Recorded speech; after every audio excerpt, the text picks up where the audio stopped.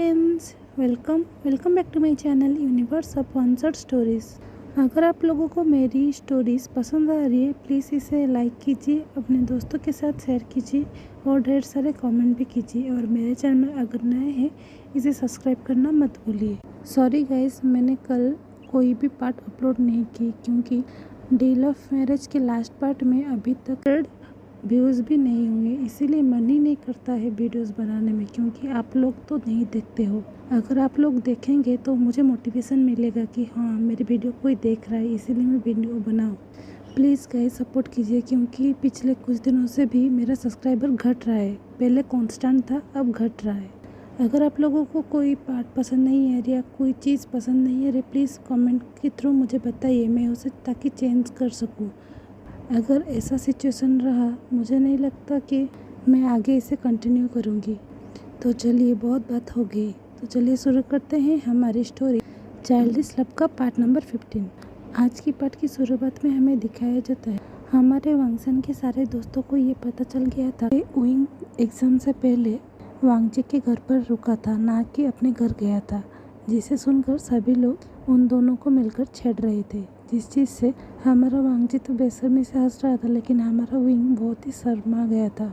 उसके बाद हमें इनके हॉस्टल का सीन दिखाया जाता है, जहाँ पर वांगजी एंड यंग मिलकर विंग के सारे दोस्तों यानी के सारे रूममेट को हॉस्टल छोड़ने के लिए आए थे। अभी हमें दिखाते हैं गाड़ी जब हॉस्टल पर पहुंचा, तब लिंजा एंड वेनिंग मिलकर कार से उतरकर अपने कमरे की ओर चले जाते हैं और हमारे विंग एंड साव सिंचन को बाय कर आंखों में कुछ इशारा करके जाने लगते हैं। तभी वांगजी हंसते हुए विंग को देखकर कहता है, देखो तुम्हारे सारे रूममेट्स भी कितने सपोर्टिव है, जिस चीज़ से विंग भी मुंह बनाने लगता है। तभी वांगजी विंग के नाक को खींच कर कहता है, गुस्सा मत करो, और एक बात, कल सुबह तुम तैयार रहना, मैं आकर तुम्हें ले जाऊंगा पापा के पास छोड़ने के लिए। जिस चीज़ से विंग खुश हो जाता है और वांगजी को गले लगाते हुए कहता है थैंक यू। जिस चीज़ से वांगजी हंसकर कहता है थैंक यू किसके लिए, जिससे विंग कहता है तुमने मुझे परमिशन दे दिया पापा के पास जाने के लिए। तब वांगजी कहता है तुम्हें परमिशन देने वाला होता कौन हो, वो तुम्हारे पापा हैं, उनके पास मुझसे ज़्यादा अधिकार है तुम्हारे साथ रहने का। और एक बात, अभी तक हम दोनों का ऑफिशियली शादी नहीं हुआ है, तो मैं तुम्हारे ऊपर उनके जितना हक नहीं जता सकता। इस चीज़ से विंग भी खुश हो जाता है। तभी हमें दूसरी तरफ दिखाया जाता है साव सिंचन एंड सुयंग दोनों मिलकर बातें कर रहे थे। तभी सुयंग डरते हुए साव सिंचन से पूछता है, तुम कब जाने वाले हो तुम्हारे घर। जिसे सुनकर साव सिंचन कहता है, क्यों, क्या तुम मुझे वांगजी की तरह मेरे घर पर छोड़ने वाले हो। जिस चीज़ से सुयंग शर्मा जाता है और कुछ नहीं कह पाता। तभी साव सिंचन धीरे से सुयंग के कान के पास जाकर कहता है, अगर ऐसे शर्माते रहोगे तो हमारे रिलेशनशिप आगे कैसे बढ़ेगा। जिससे सुनकर सुयंग इतना खुश हो जाता है कि वो अचानक से साव सिंचन को खींचकर अपने गले से लगा लेता है और चिल्लाते हुए कहता है, थैंक यू, तुमने मुझे परमिशन दे दिया हमारे रिलेशनशिप को। जिसे सुनकर साव सिंचन कहता है, मैं तुम्हें परमिशन कैसे ना दूँ, लेकिन एक बात, मैं कोई कैजुअल सी रिलेशनशिप नहीं चाहता हूँ। मैं जो रिलेशनशिप चाहता हूँ, आखिर में चाहता हूँ मैं उसी से ही शादी करूँ। जिस चीज़ से सुयंग खुश होते हुए कहता है, कोई बात नहीं, मैं पढ़ाई ख़त्म होने के बाद तुम्हारे घर पर रिश्ता लेकर जाऊँगा। जिस चीज़ से सिंचन खुश होते हुए कहता है, ठीक है, तो तय रहा, अभी तक जब तक हम लोगों की ग्रेजुएशन कंप्लीट नहीं हो जाती, लोग बॉयफ्रेंड्स की तरह रहेंगे। जिस चीज़ से सुयंग भी खुश हो जाता है। तभी हमें दिखाते हैं विंग का वार्डन, जो कि बाहर आकर चेक कर रहा था कि कोई ओमेगा बाहर नहीं रह गया। तभी जब हमारे विंग एंड साव सिंचन को देखते हैं तो वो चिल्लाते हुए उन्हें रूम के अंदर जाने के लिए कहते हैं, क्योंकि अभी हॉस्टल बंद होने का टाइम हो गया था। जिसे सुनकर वो दोनों भी उन दोनों को बाय करके उनके गालों में एक किस करके भाग जाते हैं। जिस चीज़ से सुयंग एंड वांगजी भी बहुत ही खुश हो जाते हैं और वो दोनों कार को लेकर अपने हॉस्टल चले जाते हैं। बाद हमें नेक्स्ट डे का सीन दिखाया जाता है, जहाँ पर वांगजी सुबह सुबह आ गया था विंग को ले जाने के लिए, उसके घर पर छोड़ने के लिए। तभी विंग के सारे दोस्त उसके छेड़ते हुए कहते हैं, देखो देखो तुम्हारा दीवाना कैसे नीचे इंतज़ार कर रहा है। जिस चीज़ से विंग भी गुस्सा करते हुए कि बिल्कुल ही झूठ था। वो सभी को गुस्सा करते हुए कहता है, बकवास बंद करो और मुझे जाने दो, क्योंकि अगर मैं अभी नहीं गया तो मैं घर पहुंचते पहुंचते बहुत देर हो जाएगा। जिस चीज़ से सभी लोग उसे हक करते हैं और उसे बाय कहते हैं। उसके बाद हमें वांग जी को दिखाया जाता है, जो जब उइंग को देखता है तो वो उसके हाथों से उसका सारा लगेज लेकर गाड़ी के डिक्की में रख देता है और वो उइंग को पैसेंजर सीट में बिठाकर उसका सीट बेल्ट भी लगा देता है, जिस चीज़ से हमारा उइंग भी खुश हो जाता है।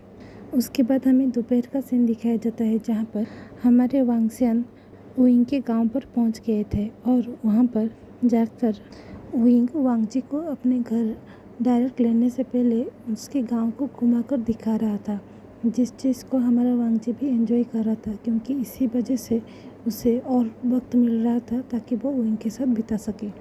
ऐसे घूमते घूमते वो दोपहर ख़त्म होने यानी शाम होने से पहले ही घर पर पहुंच जाते हैं, जहां पर जाकर वो देखते हैं कि मिस्टर वे उन दोनों का इंतज़ार ड्राइंग रूम पर ही कर रहे थे। और जब वो देखते हैं हमारे वांगजियन को तो वो खुश होकर जाकर वांगजियन उइंग को एक साथ ही गले लगा लेते हैं।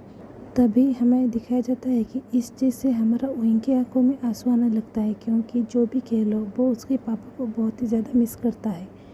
तभी मिस्टर वे उइंग के आंखों में आंसू पोंछने के बाद वांग जी की ओर देखकर कहते हैं, बेटा थकावट तो नहीं है ना?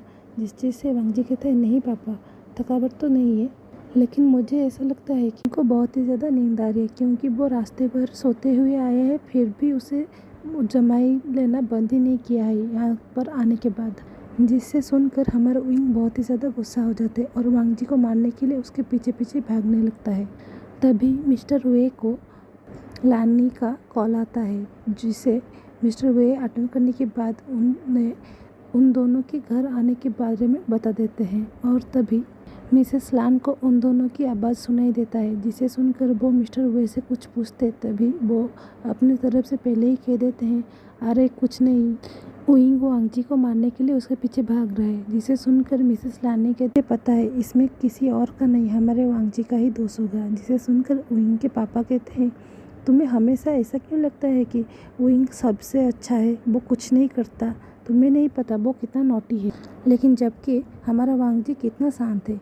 तभी मिसेस लान कहते हैं, सभी को अपने बच्चे नॉटी ही लगते हैं और दूसरे के बच्चे बहुत ही शांत। तुम्हें क्या पता लान वांग जी कितना नॉटी है, बचपन में तो वो मेरे नाक में दम कर देता था। तभी मिस्टर वे कहते हैं, और बकवास बंद करो, मुझे पता है लान वांग जी कैसा था, और तुम उइंग को बचाने के लिए लान वांग जी के बारे में झूठ मत बोलो। जिसे सुनकर मिसेस लान भी कहती है, तुम्हें हमेशा कहते पता चल जाता है कि मैं कब झूठ बोल रहा हूँ।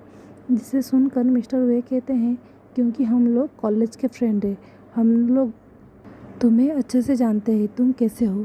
तभी मिसेस लान कहती है, ठीक है बहुत बातें हो गया, पहले तुम उन दोनों को खाना खिला दो अच्छे से, और हाँ लान वांग जी को कह देना वो मुझे सोने से पहले बातें कर ले।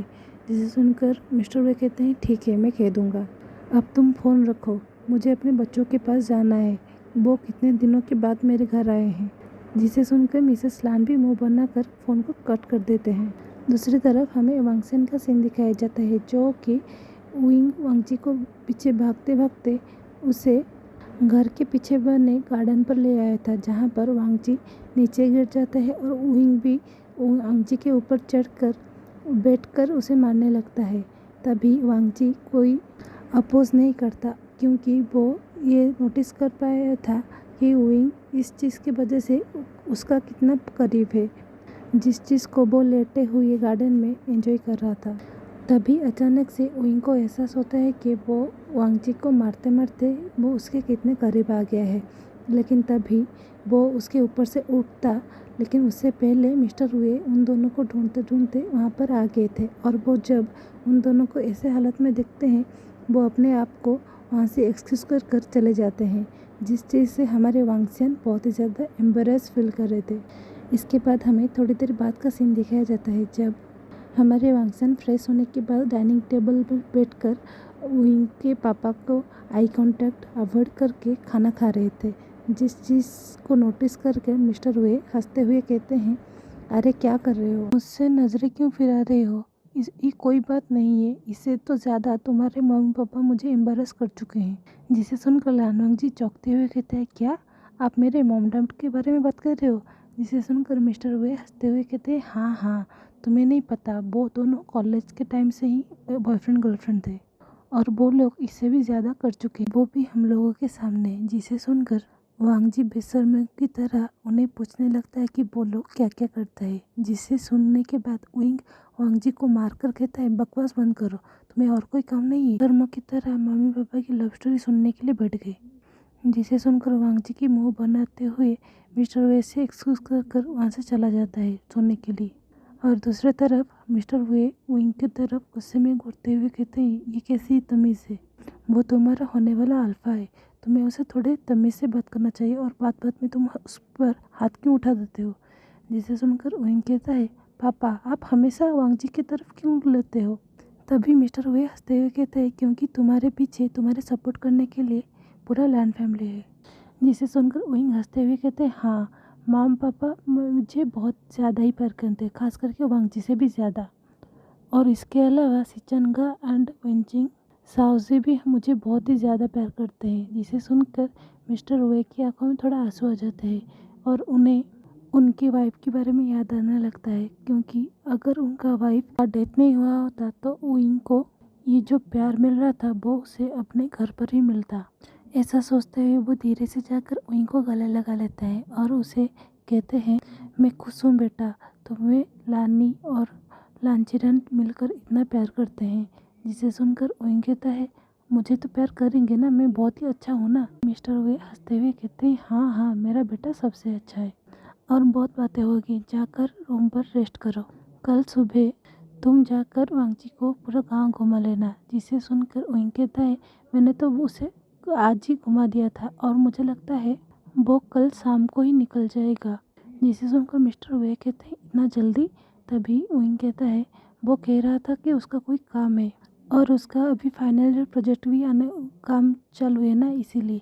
जिसे सुनकर मिस्टर कहते हैं, हाँ हाँ काम पहले है। के बाद हमें विंग को दिखाया जाता है, जब वो धीरे से अपने रूम पर एंटर करता है तो वो सामने जो देखता है उस चीज़ से चौंक जाता है, क्योंकि उसके सामने वांग जी एक स्टाइल में लेटा हुआ था।